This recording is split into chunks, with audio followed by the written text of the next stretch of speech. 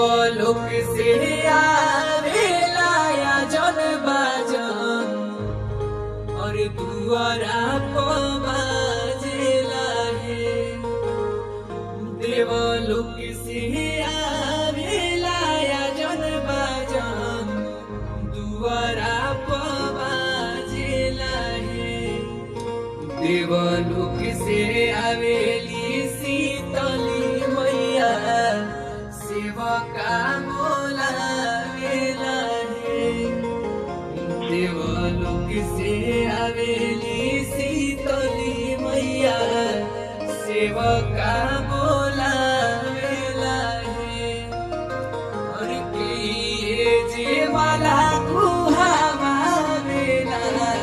के पहिनावेला है। के जे चौका पुरावेला अमाई के सजावेला है। और मौलिया तो माला